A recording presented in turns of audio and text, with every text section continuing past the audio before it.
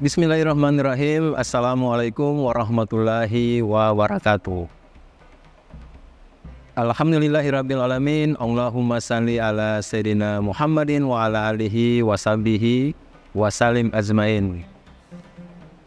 Alhamdulillah, kami dari Yayasan Rubatul Khairat Kota Ternate di bawah pimpinan Al-Habib Abdurrahman bin Kamil As-Sagaf. Sementara ini kami lagi membangun gedung pondok pesantren Rubatul Khairat Madrasah Al-Ulya yang sementara dibangun, ya. Gedung lantai 3.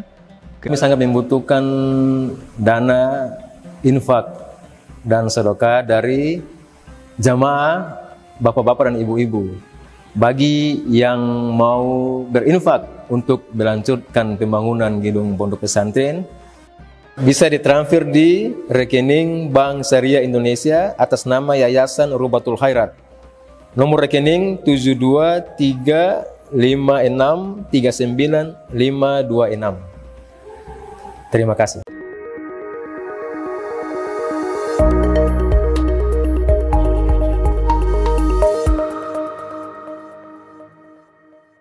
Almarhum Kiai Gofur, yang saya muliakan, saya hormati bapak-bapak, ibu-ibu, tokoh masyarakat, baik sipil maupun pemerintah.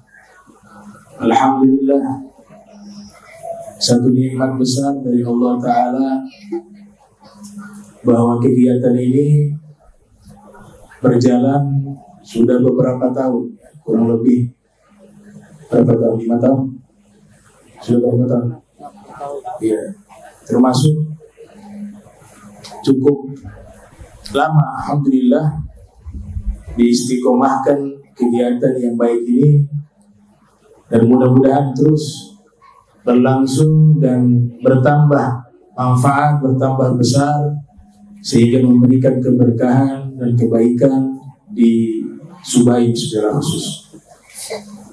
Kemudian nikmat berikut, kita saat ini berada di bulan yang mulia Dzulhijjah, yang disebutkan di dalam Al-Quran, wal fajri wa layalin ashr, demi fajar dan malam-malam yang 10. Para mufassirun ketika menafsirkan kata sumpah yang Allah nyatakan demi fajar, sebagian dari mereka menafsirkan yang dimaksud fajar, demi fajar tersebut adalah di hari pertama bulan Dzulhijjah. Sebagian ulama tafsir menafsirkan yang dimaksud demi fajar adalah fajar yang ada di Yaum Arafah, di hari Arafah. Dan sebagian ulama tafsir menafsirkan kata fajar situ atau demi fajar itu adalah fajar di hari berkurban, tepatnya 10 Dzulhijjah. Dan ayat selanjutnya menyatakan walayalin ashr, dan malam-malam yang 10 disepakati oleh mayoritas para ulama wal mufassirun, sebagaimana yang dinyatakan oleh Al-Imam Syaukani. Beliau mengatakan bahwa yang dimaksud malam-malam yang 10 ia Ashrul Dzulhijjah fi qauli jumhuril mufassirin, yaitu 10 hari ke-10 Dzulhijjah. Itu adalah pendapat mayoritas ulama-ulama tafsir Al-Quran. Alhamdulillah, kita diberikan panjang umur, sehat afiat, sehingga kita bisa bertemu di bulan yang mulia ini. Para ulama menyatakan kita menghidupkan malam-malam dari hari pertama bulan Dzulhijjah sampai hari ke-10. Sebagian ulama mengatakan itu lebih disukai oleh Allah daripada menghidupkan malam Lailatul Qadar,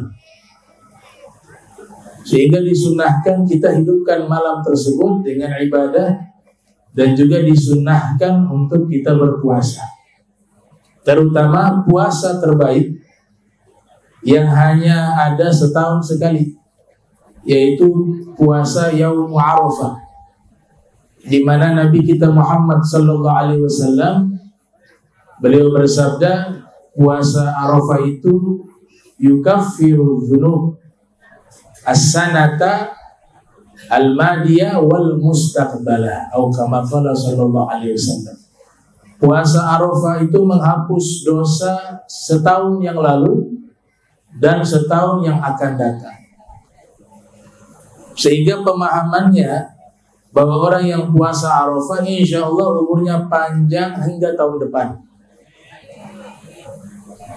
Maka ini disebutkan oleh para fuqaha seperti Syekh Nawawi Al-Bantani dalam kitab Nihayatuz Zain, juga disebutkan oleh Al-Imam Ibnu Hajar Al-Haytami dalam kitab Tuhfatul Muhtaj, adalah puasa sunnah terbaik di dalam syariat Islam yang priori waktunya setahun sekali adalah puasa Yaum Arafah. Maka insya Allah beberapa hari ke depan kita akan masuk ke Yaum Arafah, setelah itu hari raya Kurban.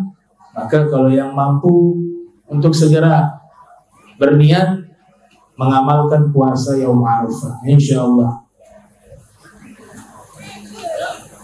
Di bulan Dzulhijjah ini istimewa. Di antara sebabnya juga adalah seluruh rukun Islam bisa diamalkan. Rukun Islam yang pertama 2 kalimat syahadat, setelah itu sholat, zakat, puasa, dan melaksanakan ibadah haji. Di bulan-bulan lain kita hanya mampu melakukan sholat 5 waktu, puasa sunnah misalnya bisa dilakukan di bulan-bulan lainnya, zakat juga demikian, sedekah juga. Tapi kalau ibadah haji hanya ditentukan dengan bulan yang khusus. Nah itu terhimpun di bulan Dzulhijjah. Kita bisa mengamalkan seluruh amalan yang ada di dalam rukun Islam. Maka dia menjadi hari yang istimewa. Nabi kita Muhammad SAW di dalam satu riwayat mengatakan, ma min ayyamin al-amalu sholih fihinna ahabbu ilallahi ta'ala min hadhil ayyami al-ashri. Tidak ada satu hari yang jika dilakukan amal soleh di hari tersebut yang paling Allah cintai melebihi melakukan amal soleh di 10 hari di awal bulan Dzulhijjah. Sampai-sampai sahabat mengatakan, wala jihad fisabilillah. Apakah jihad fisabilillah juga dengan amalan 10 hari di bulan Dzulhijjah bisa mengalahkan pahala jihad fisabilillah? Kemudian Nabi SAW mengatakan, iya, na'am. Wala jihad fisabilillah illa rajulun kharaja bi nafsihi wa malihi falam yarja' min dzalika bi syai'in. Rasul mengatakan kita mengamalkan amalan baik di 10 hari bulan Dzulhijjah di bagian awalnya tanggal 1 sampai 10. Itu pahalanya lebih besar dan amalan tersebut lebih dicintai oleh Allah melebihi jihad fisabilillah. Jihad fisabilillah artinya berperang di jalan Allah. Kita cukup mengamalkan amalan-amalan soleh di 10 hari tersebut, Nabi katakan itu lebih Allah cintai. Setelah itu Rasul mengatakan, kecuali ada seorang laki-laki dia keluar jihad fisabilillah, dia korbankan nyawanya, hartanya, seluruhnya untuk jihad, dan dia meninggal dunia dalam peperangan tersebut. Nah itu mungkin bisa sama, fadilahnya bisa sama. Artinya ini hari yang sangat istimewa. Kita saat ini belum mampu melaksanakan ibadah haji, jangan berkecil hati. Bahwa peluang mendapatkan pahala ibadah haji saat ini kita dapatkan. Ibadah haji ini adalah satu ibadah yang memiliki syarat. Man istata'a ilaihi sabila. Walillahi 'alan nasi hajjul baiti man istata'a ilaihi sabila. Artinya yang Allah mampukan, dia mampu secara finansial, mampu juga secara fisik, kesehatan dan seterusnya, maka dia diwajibkan melaksanakan ibadah haji. Tapi peluang mendapatkan pahala ibadah haji saat ini kita sudah dapatkan. Sebagaimana disebutkan di dalam hadis yang diriwayatkan oleh Al-Imam Ibnu Hibban yang lahir tahun 270 Hijriah, wafat 354 Hijriah. Dan juga hadis ini diriwayatkan oleh Syekh Abdul Mu'min bin Khalaf di dalam kitabnya Al-Majjarur Rabih. Rasulullah SAW bersabda, "Man ghada ilal masjidi la yuridu illa ay yata'allama khaira aw yu'allimahu kana lahu mithlu ajril hajj tam hajjuhu." Siapa orang yang pergi menuju ke masjid, sekarang ini kita masuk wilayah masjid, ya, ini disebut masjid. Ya, kalau di tanahnya diwakafkan untuk masjid, maka sekalipun ini bukan berbentuk bangunan, masih halaman juga dinamakan masjid. Siapa yang berjalan menuju kepada masjid, yuridu, dia hanya memiliki keinginan belajar ilmu agama atau mempelajari satu kebaikan atau yang mengajarkan, maka pahalanya itu sama seperti pahala orang yang melaksanakan ibadah haji dengan sempurna. Walhamdulillah saat ini kita mengamalkan hal tersebut. Kita datang ke tempat ini tidak dengan tujuan duniawi, tapi kita datang di tempat ini semuanya saya yakini memiliki niat yang baik untuk bisa dekat dengan Allah dan bisa dekat dengan baginda Nabi Muhammad SAW, dan juga niat untuk belajar, mendengarkan nasihat. Maka saat ini kita alhamdulillah sudah mendapatkan ibadah pahala orang yang berhaji. Nah, orang yang melaksanakan ibadah haji dan hajinya diterima oleh Allah, dosa-dosanya itu seluruhnya dihapus oleh Allah. Man jaa'a hajjan yuridu wajhallahi ta'ala, siapa yang ibadah haji ikhlas karena Allah Subhanahu wa ta'ala, faqad ghufira lahu ma taqaddama min dzambihi wa ma ta'akhkhar, maka dosa-dosanya yang lalu dan yang akan datang diampuni oleh Allah Subhanahu wa ta'ala. Wa yashfa'u fi man da'alahu, bahkan dia diizinkan memberikan syafaat kepada orang yang mendoakannya. Ada doa yang biasa dibacakan kepada orang yang melaksanakan ibadah haji, hajjan mabrura wa sa'yan mashkura wa dzanban maghfura wa tijaratan lan tabura. Nah, yang mendoakan orang-orang yang melaksanakan ibadah haji, kita yang mendoakan kelak akan mendapatkan syafaat mereka yang melaksanakan ibadah haji. Maka perbanyaklah kita berdoa kepada saudara-saudara kita yang saat ini sedang menunaikan rukun Islam yang kelima, yaitu ibadah haji. Ibadah haji memiliki satu makna,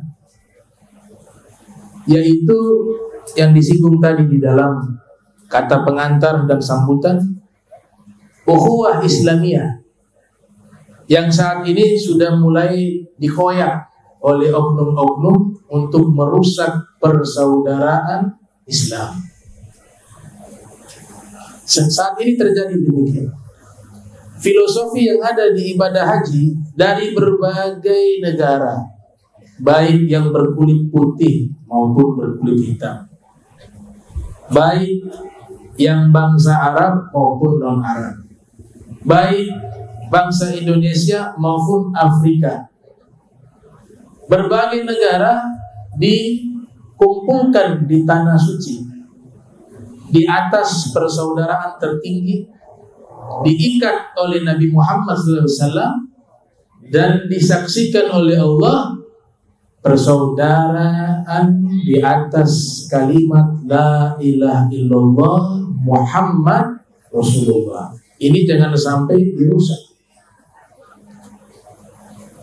Jelas ajaran Islam mengajarkan apa? Persatuan. Tidak ada ajaran Islam mengajarkan kepada kita berpecah belah. Sehingga jika ada oknum yang mengajarkan dakwah Islam yang isinya pecah belah, maka kita wajib meninggalkan. Jangan nonton di YouTube, jangan dinonton. Karena yang mengajarkan pecah belah itu bertentangan dengan ajarannya Nabi Muhammad SAW. Wa'tasimu bihablillah, perintah dari Allah, kalian itu harus bersatu. Bagaimana bisa dakwah yang kita sampaikan pecah belah? Siapapun dia ditinggalkan. Itu bukan dakwanya Nabi Muhammad SAW. Justru hal itu membuat hati Nabi sedih. Nabi hijrah dari Makkah ke Madinah. Pada waktu itu fanatisme kesukuan itu kuat. Suku ini sangat cinta kepada sukunya. Apa yang dilakukan oleh Nabi? Nabi hapus fanatisme kesukuan, Nabi ikat dengan ukhuwah Islamiyah. Kita di alam kubur sampai di akhirat yang ditanya adalah, yang pertama adalah ukhuwah Islamiyah. Itu yang pertama kali ditanya. Makanya ditanya, siapa saudara-saudaramu? Apa jawaban kita? Al-muslimun wal mu'minun ikhwani. Saudara-saudara muslim dan mukmin adalah saudara-saudara. Ini jangan sampai dirusak. Kemudian juga penting dalam agama kita juga diajarkan cinta tanah air, karena di situ kita hidup. Kita mendapatkan rizki di tempat tersebut. Kita mendapatkan tempat tinggal di tempat tersebut. Perintah agama juga memerintahkan untuk hubbul watan minal iman. Cinta tanah air sebagian daripada keimanan. Dan ajaran Islam mengajarkan apa? Mengucapkan kalimat-kalimat yang baik. Bukankah kita diajarkan salam? Assalamualaikum warahmatullahi wabarakatuh. Apa makna dari salam? Orang yang kita ucapkan salam kepada mereka, itu terjemahannya adalah engkau terjaga dari kejahatan lidahku dan tanganku. Kau sudah dapat jaminan, salam yang saya ucapkan, kehormatanmu wajib saya jaga, aibmu yang tidak masuk kepada ranah hukum, ya, pidana perdata, itu kriminal, itu harus dilaporkan, beda ya. Artinya aib yang tidak merugikan orang lain, itu wajib ditutup. Tangan kami haram untuk kami gunakan menyakiti saudara kami. Itulah substansi salam yang sesungguhnya. Tidak ada caci maki, tidak ada provokasi, tidak ada adu domba. Nabi hadir membawa apa? Akhlak yang mulia. Bahkan di surat Al-Hujurat sangat jelas, kita dilarang meremehkan satu kelompok tertentu. Kita dilarang meremehkan satu suku tertentu. Yang diperintahkan untuk kita muliakan seluruh manusia, terutama saudara-saudara kita seiman. Ya ayyuhalladzina amanu, ada perintah dari Allah. La yaskhar qaumun min qaumin asa ayyakunu khairan minhum wala nisa'un min nisa'in asa ayyakunna khairan minhum wala talmizu anfusakum wala tanabazu bil alqab bi'sal ismul fusuq ba'dal iman wa man lam yatub fa ulaika humuz zalimun. Wahai orang-orang beriman, ini yang manggil siapa? Allah. Ini cukup jadi landasan pegangan kita, bahwa sesungguhnya Allah memanggil, wahai orang-orang beriman, janganlah sekelompok dari kalian merendahkan kelompok yang lain. Janganlah sekelompok dari kalian menggunjing, meremehkan, memperolok-olok kelompok yang lain. Bisa jadi yang diolok-olok itu lebih baik. Dan janganlah sekelompok perempuan memperolok-olok kelompok perempuan yang lain. Bisa jadi yang diolok-olok itu lebih baik. Janganlah memanggil dengan sebutan-sebutan yang tidak baik, kata Allah. Setelah kalian sudah Islam, wajib kita memberikan panggilan-panggilan baik kepada saudara-saudara kita yang muslim. Ini firman dari Allah Ta'ala. Nah, lantas bagaimana ada dakwah isinya caci maki? Ada dakwah isinya pecah belah. Ada dakwah ngajak orang saling membenci. Ada dakwah mengajak apa? Provokasi.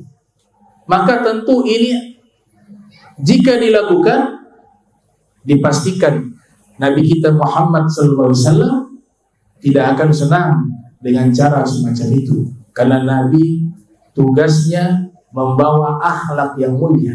Apakah caci maki akhlak yang mulia? Tidak. Apakah provokasi akhlak yang mulia? Tidak. Yang dibawa adalah as-salamah, perdamaian, keselamatan. Nah, ini berlaku kepada seluruh kaum muslimin.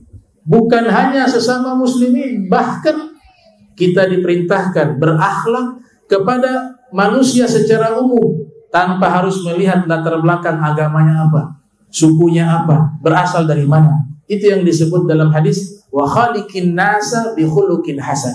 Berakhlak mulialah kalian kepada seluruh manusia. Nabi tidak sebut kepada kaum muslimin saja, tapi seluruh manusia secara keseluruhan. Kemudian orang yang melaksanakan ibadah haji, kalau kita membaca biografi ulama-ulama terdahulu, itu mereka ketika hendak melaksanakan ibadah haji taubat dulu sebelum berangkat. Taubat. Bahkan mereka datang ke tanah suci itu membawa harapan pengampunan dari Allah, dan mereka dalam hatinya yang mereka hadirkan, saya hamba yang penuh dengan dosa. Merendah. Kita kalau mau dekat dengan Allah, jadilah orang yang merasa tidak memiliki apa-apa. Ambil pelajaran air hujan yang turun. Ini di Subay, Masya Allah, Allah kasih nikmat tanahnya datar.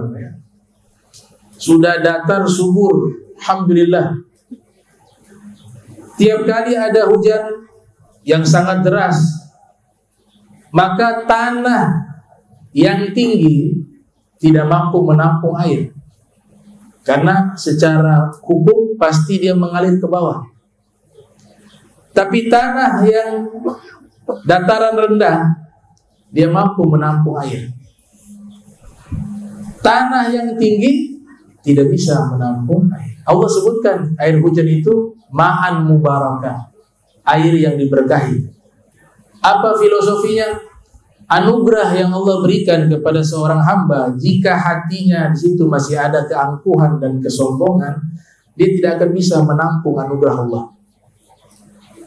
Dia tidak akan bisa menampung kebaikan yang Allah berikan, sebab hatinya masih ada kesombongan, keangkuhan.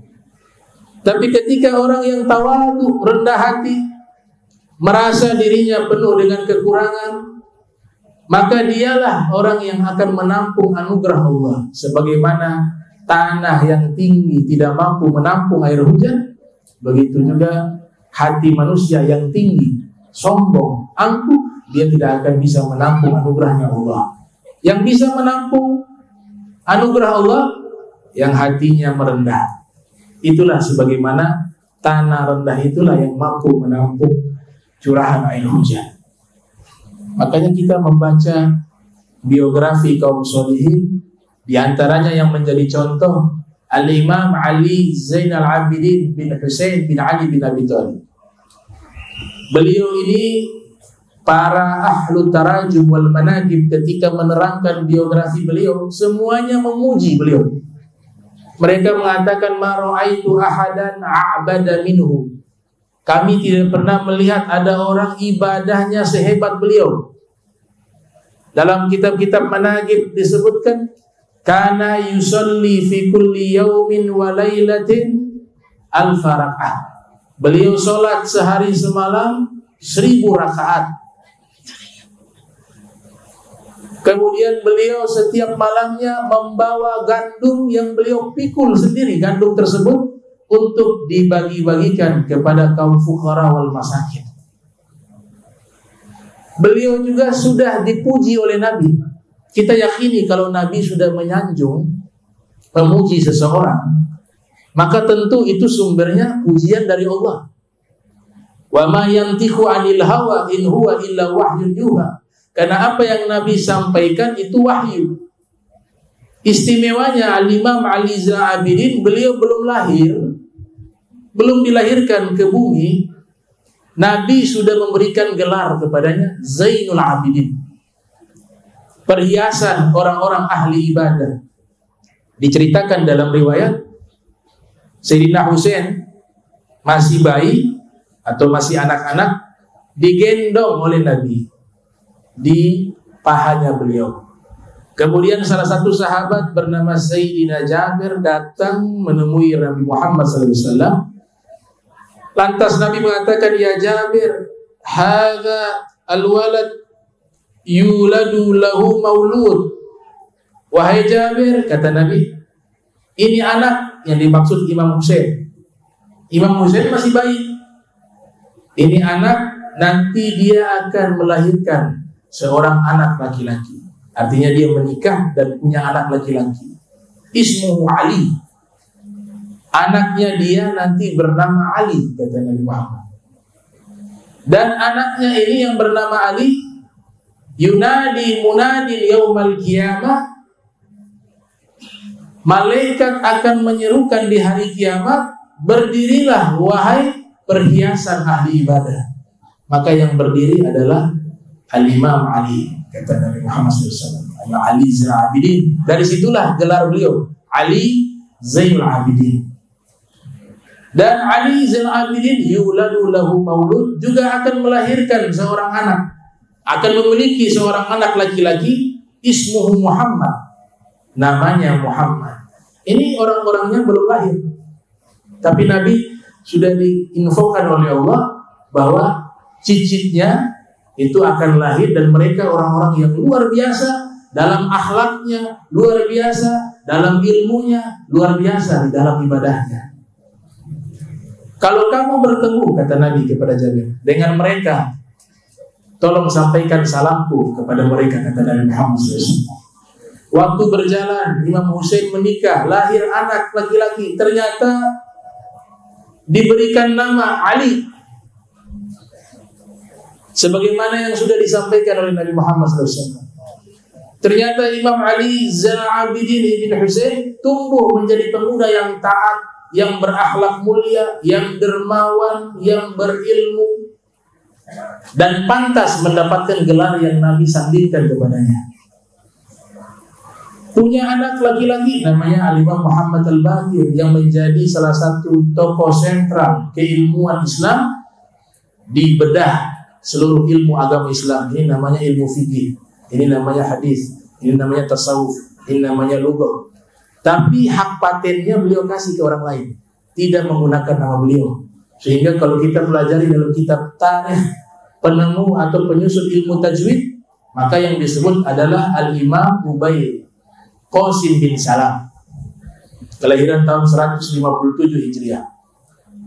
Tapi sumbernya dari beliau.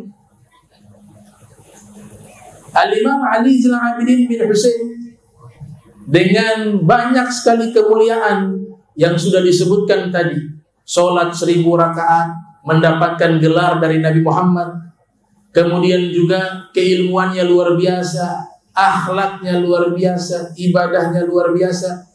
Ketika melaksanakan ibadah haji, tidak mampu mengucapkan kalimat talbiyah, labbaik Allahumma labbaik, labbaik la syarika laka labbaik, innal hamda wan ni'mata laka wal mulk la syarika lak. Tidak mampu mengucapkan kalimat talbiyah. Sehingga ditanya kepada beliau, wahai Imam, kenapa engkau tidak mengucapkan kalimat talbiyah? Kata beliau, saya takut ketika saya mengucapkan, juga tawadhu kepada manusia. Dia tidak banggakan, dia tidak melihat nasabnya lagi, padahal nasabnya sangat dekat kepada Nabi Muhammad. Nah, ini yang harus dicontoh oleh para dzurriyyah Rasulullah, baik yang habaib atau turunan Wali Songo, kan sama-sama dzurriyyah Rasul. Contohkan akhlak mereka. Mereka itu tidak pernah sibuk mencari pengakuan manusia bahwa mereka cucunya Nabi. Yang ada umat ini yang mengakui mereka sebagai cucunya Nabi Muhammad SAW. Karena sebab apa? Mereka tampilkan dengan akhlak mereka. Mereka tampilkan dengan ibadah mereka. Mereka tampilkan dengan ilmu mereka. Mereka mencontohkan kepada umat bagaimana akhlak kakek mereka Nabi Muhammad SAW. Begitu juga tidak diajarkan akhlak untuk menjatuhkan satu kelompok tertentu. Dan harus diingat semuanya ada hitungannya di hadapan Allah. Ma yalfidhu min qawlin illa ladaihi raqibun atid. Tidaklah seseorang mengucapkan satu kalimat melainkan itu akan dicatat di hadapan Allah oleh malaikat raqib atid. Ada di surat Qaf disebutkan. Ada pertanggungjawaban. Jangan pikir lisan ini yang kita ucapkan tidak dihisap oleh Allah. Tidak. Bahkan Nabi mengatakan paling banyaknya manusia masuk neraka, kata Nabi, sebabnya lidah, kata Nabi Muhammad SAW. Nah, kita harus ikut jalan mereka. Untuk kalangan habaib juga, gak perlu balas dengan cacian juga. Balas dengan doa. Bagi kelompok yang mengingkari nasab sadaba alawi, nah mereka juga nanti akan dihisab. Apa yang diucapkan itu benar atau tidak. Nanti kebenarannya itu teruji bukan di dunia, tapi terujinya nanti di akhirat. Antum coba pikirkan. Keberkahan kiai-kiai terdahulu itu sudah jelas. Saya ini memiliki guru lebih banyak kiainya daripada haditsnya. Kiai lebih banyak. Di antaranya sanad ilmu saya ke guru saya kepada Kiai Haji Maimun Zubair, Allah yarham. Saya belajar 4-5 tahun dengan murid beliau, dan saya pernah komunikasi lewat telepon dengan beliau. Saya juga mendapatkan beberapa sanad kitab lewat murid beliau yang disampaikan oleh beliau. Begitu juga saya belajar di Jakarta di Madrasah Ats-Tsaqafah Al-Islamiyah yang didirikan oleh Sayyidul Walid Al-Habib Abdurrahman bin Ahmad As-Saqqaf. Itu guru-guru saya kiai semua orang Betawi, nggak ada yang Habib. Artinya saya ini sanad ilmunya banyak ke kiai, dan saya saksikan dan saya menelaah bahwa mereka yang menjalankan akhlak mulia, semua kiai-kiai itu Allah besarkan mereka, nama mereka sebelum di akhirat Allah sudah besarkan nama mereka di dunia. Kalau yang pengingkaran, yang caci maki, provokasi, kita belum tahu akhirnya seperti apa. Tapi yang kita sudah tahu, mereka Kiai Haji Hasyim Asy'ari, Syekh Nawawi Al-Bantani. Atau tahu Syekh Nawawi Al-Bantani itu menyebutkan nasabnya di beberapa kitab, itu juga Sadah Ali Ba'alwi. Tapi beliau tidak menampilkan kehabaiban. Kita lihat ada Kiai Abdul Hamid Pasuruan. Kita lihat ada guru sekumpul yang ada di Kalimantan. Kita lihat Kiai Sahal Mahfuz. Kita lihat Kiai Mahfud Termas. Kita lihat Kiai Abdul Hamid Kudus. Kita lihat banyak kiai-kiai terdahulu, keberkahannya sudah nyata, keilmuannya nyata, ibadahnya nyata. Kenapa demikian? Karena mereka orang-orang yang mengajarkan persatuan, tidak mengajarkan perpecahan. Mereka mengajarkan akhlak mulia, bukan mengajarkan akhlak yang buruk. Mereka mengajarkan kepada kita saling cinta, saling menghormati antara satu dengan lainnya. Kenapa harus ikut yang lain? Kalau di depan kita sudah jelas jalan mereka itu jalan yang diridhoi oleh Allah Subhanahu wa taala. Kurang apa lagi? Kiai Haji Maimun Zubair itu wafatnya di mana? Wafat di Makkah. Di Ma'ala dikuburkan. Syekh Nawawi juga dimakamkan di Ma'ala. Nah, mereka inilah yang harus jadi panutan.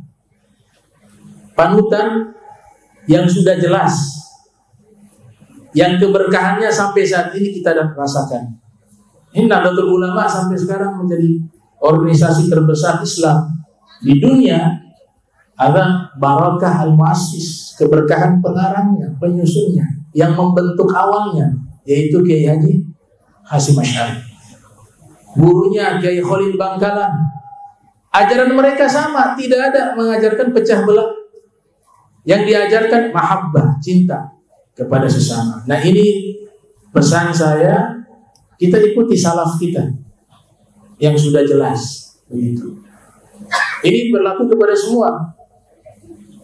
Kita di Ternate itu dari dulu terdidik tidak terlalu peduli dengan masalah nasab, sehingga banyak ulama-ulama habaib di Ternate itu dipanggilnya ustaz bukan habib, dipanggilnya ustaz fulan, ustaz fulan. Karena memang sudah berbaur dengan warga. Banyak yang menikah dengan marga yang pribumi, dari Sulawesi, yang dari Ternate, bahkan ada yang dari Cina Muslim, itu menikah dengan orang-orang Arab yang ada di Ternate, sehingga dia menjadi seperti satu keluarga. Dan memang ajaran Islam mengajarkan orang untuk saling menghormati, memuliakan. Kita ini semua gak senang jika ada orang hina kita, betul tidak? Siapapun dia, apapun profesinya. Maka hal yang sama, jika kita tidak senang orang memperlakukan tidak baik kepada kita, maka orang tersebut juga sama. Jika kita melakukan hal yang tidak baik, juga dia tidak senang.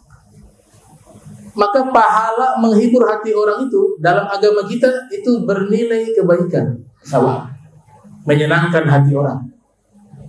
Baik. Al-Imam Ali Zainal bin Husain saya jadikan contoh bagaimana ulama yang mewujudkan dan menampilkan akhlaknya Nabi Muhammad SAW sehingga dicintai oleh umat. Beliau itu subhanallah, kalau di depan Ka'bah sujud, beliau sujudnya yasjudu sujudan tawila, sujudnya lama sambil membaca doa. Al-Imam Ibnu Abi Dunya yang lahir tahun 208 Hijriah, wafat 281 Hijriah, dalam kitabnya Al-Faraj Ba'da Syiddah menukilkan riwayat dari Taus bin Kaisan Al-Yamani. Al-Imam Taus bin Kaisan Al-Yamani waktu melihat Imam Ali Zainal Abidin bin Husain sujud, beliau coba mendekati untuk berusaha mendengarkan doa apa yang dibaca oleh Al-Imam Ali Zainal Abidin. Ternyata beliau dengar itu bacaan doa. Doanya itu beliau menyatakan, Ubaiduka bifina'ik, miskinuka bifina'ik, faqiruka bifina'ik, sa'iluka bifina'ik. Wahai Allah, hambamu yang hina ini. Dia katakan menggunakan tasghir ya, dalam bahasa Arab. Kalau abdun itu artinya hamba Allah. Tapi kalau di tasghir ubaidun itu hamba kecilnya Allah. Sebagaimana Abdullah bin Ahmad ya, Al-Muhajir ya, itu kan Ubaidillah, turunan Ahmad Muhajir. Di tasghir namanya Abdullah, terlalu besar, hamba Allah. Beliau malu. Di tasghir namanya Ubaidullah, hamba kecilnya Allah. Nah, sehingga dikenal dengan Ubaidullah. Tapi nama lahirnya itu dinamakan Abdullah. Ini Al-Imam Ali Zainal Abidin. Hamba kecilmu, hamba hinamu ya Allah ada di halamanmu. Miskinuka bifinaik, hambamu yang miskin ini ada di halamanmu. Faqiruka bifinaik, hambamu yang fakir ini ada di halamanmu. Sa'iluka bifinaik, hambamu yang mengemis rahmatmu ya Allah ada di halamanmu. Lihat Al-Imam Ali Zainal Abidin. Dahsyat. Pantas kalau Nabi mengatakan Zainul Abidin kepada beliau. Pantas. Di dalam riwayat yang lain disebutkan orang yang mendapatkan anugerah terbesar yang Allah berikan, siapapun dia, itu harus punya hati yang namanya ar-rahmah wa syafaqah, punya belas kasih kita ini ibadah mau haji 1000 kali, tapi di hati kita gak ada belas kasih kepada manusia, maka ibadah itu menjadi tidak sempurna, bahkan bisa jadi kebaikannya tidak ada. Al-Imam Ali Zainal Abidin bin Husain itu ibadah haji 20 kali menggunakan kendaraan. Jalan kaki juga beliau lakukan ibadah haji, ada yang menggunakan kendaraan beliau lakukan 20 kali, ada juga jalan kaki. Jalan kaki tidak terhitung berapa banyak beliau ibadah haji, tapi setiap kali doanya semacam itu. Hina, saya hamba yang hina, yang fakir, yang miskin, yang mengemis rahmatmu. Bahkan kalimat talbiyah tidak mampu diucapkan. Sekali beliau ucapkan pingsan.